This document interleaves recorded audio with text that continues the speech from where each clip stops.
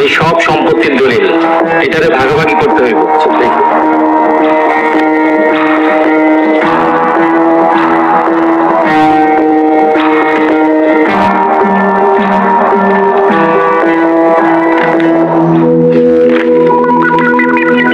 এটা তো জাল। মানে এইসব আপনি কি বলতেছেন? এই দলিল সম্পূর্ণটাই জাল। কেউ হয়তো আপনাদেরকে পটিয়েছে। দেখে দেখে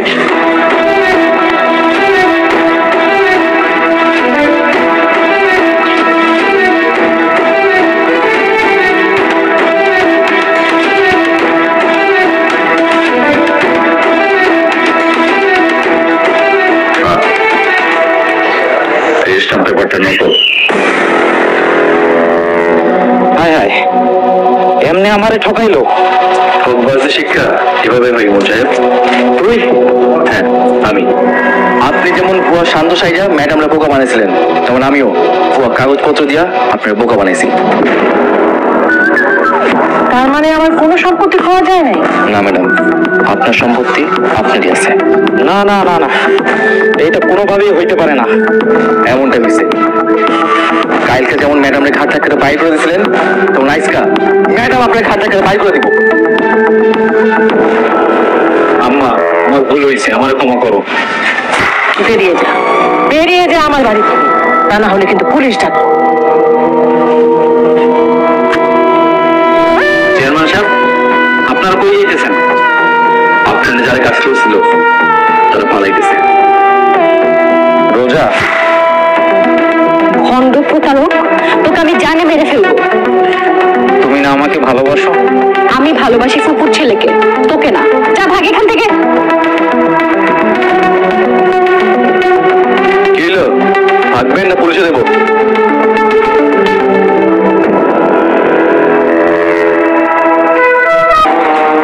এইভাবে কাজ করবে, চল।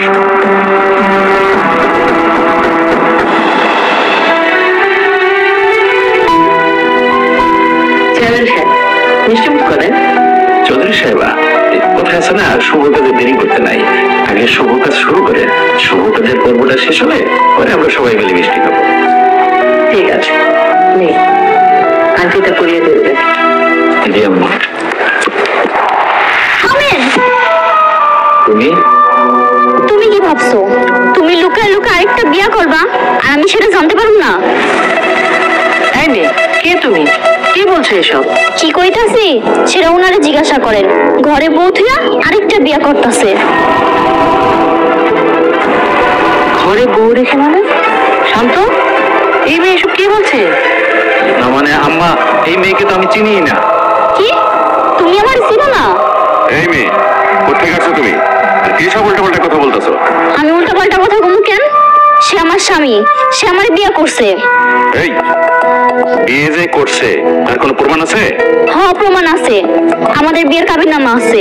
তাহলে যাও, তোমার সেই প্রমাণ নিয়ে আসো, তারপরে দেখা যাবে কি করা যায়। চৌধুরী সাহেবা, আপনি বিয়ের কাজ শুরু করেন। না, এখন আর কোনো অনুষ্ঠান হবে না। হবে না মানে? কেন হবে না? এই মেয়ে যদি প্রমাণ আনতে পারে তাহলে আমি ওকে আমার পুত্রবধূ হিসেবে ঘরে নেব, আর যদি প্রমাণ না আনতে পারে তাহলে ওকে আমি কঠিন শাস্তি দেব। তারপর ধুমধাম করে আমার ছেলে আর রোজার বিয়ে দেব। ম্যাডাম, আপনি অনুষ্ঠান করতে পারেন। জামাই বাবাজি যদি আরেকটা বিয়া কইরাও থাকে, তারপরও আমার কোনো আপত্তি নেই। আমার মাইয়া তার কাছেই বিয়া দিন। কিন্তু আপনার আপত্তি না থাকলেও আমার আপত্তি আছে। তাই মেয়ে, যাও প্রমাণ নিয়ে আসো তুমি। আচ্ছা ঠিক আছে।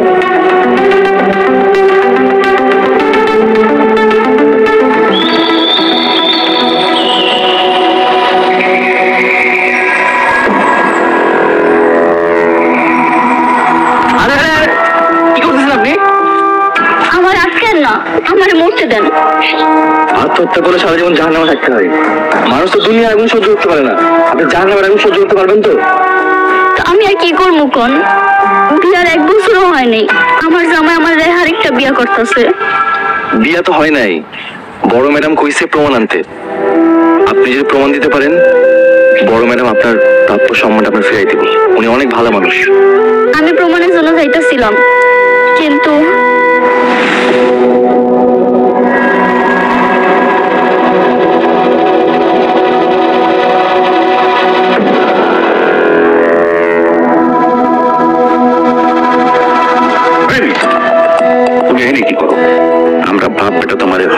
খুঁজতেছি। আর তুমি এখানে এসে চুপি চুপি দাঁড়াই রইছ। আপনারা কারা? এই কই কি আমাকে চিনো না? নাচেনারি কথা চিনবাই বা কেমন কইরা? আমার ওই রকম কোন রূপ তো তুমি এখনো দেখো নাই।